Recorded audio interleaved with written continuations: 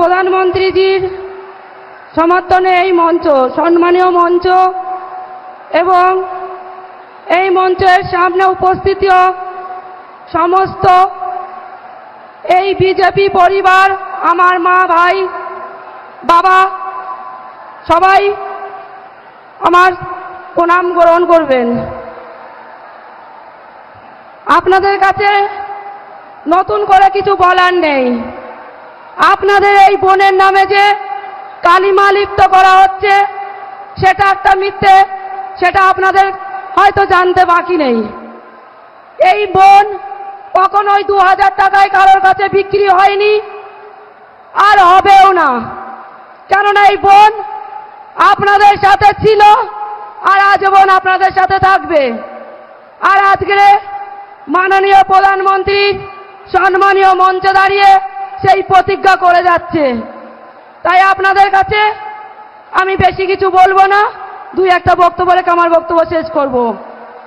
আজকের এই মঞ্চে যেটা আমার আপনাদের কাছে বলার ছিল, আজকের এই মঞ্চে মাননীয় প্রধানমন্ত্রীজিকে আমরা মাননীয় প্রধানমন্ত্রীর তৃতীয়বারের জন্য মাননীয় প্রধানমন্ত্রীজি করছি। এই গ্যারান্টি আমার মা ভাই বোনেদেরকে গ্যারান্টি সভা নিতে হবে। তাই আমার মা বোনেরা একবার এই গ্যারান্টি সভা আমাদের মোদিজি, মাননীয় মোদিজির নামে একবার জয় শ্রীরাম, জয় জয় শ্রীরাম। আর এই পশ্চিম বাংলায় আজকের যে তৃণমূলের ছোট ছোট এখনো যে ছোট ছোট যে পিঁপড়ারা এখনো আমাগাড়ি দিচ্ছে আর মা বোনেদেরকে হুমকি দিচ্ছে আর মিথ্যে কেস দিয়ে যেটা ভাই মায়েদেরকে হাজতবাস করাচ্ছে, তার উপযুক্ত জবাব আমরা দেব, দিচ্ছি।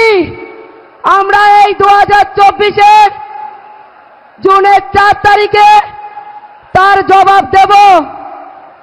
আর সেই জন্য আজকের আমার মা বোনেদের এই জনসভা, আমার মা বোনেরা প্রস্তুত নিন।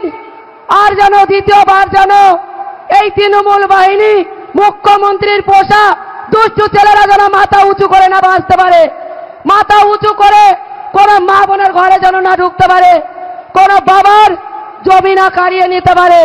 তার জন্য আজকে প্রতিজ্ঞা করুন আপনারা। আপনাদের প্রতিজ্ঞা মাননীয় প্রধানমন্ত্রীজির প্রতিজ্ঞা।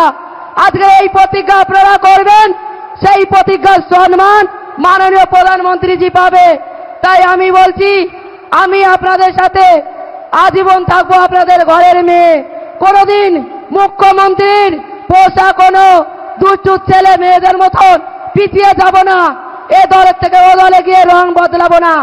যেটা সন্দেশখালিতে হয়েছিল সেটা পুরো পশ্চিমবঙ্গের মানুষ জানতে পারবে আর জেনে গেছে। আর যে মা বোনেরা এখনো অব্দি মুখ খোলেনি তারাও মুখ খুলবে। আর সেই মানুষদের মুখ খোলার জন্য আমার মা বোনেরা তাদের পাশে যাবে সম্মানের সাথে সাথে।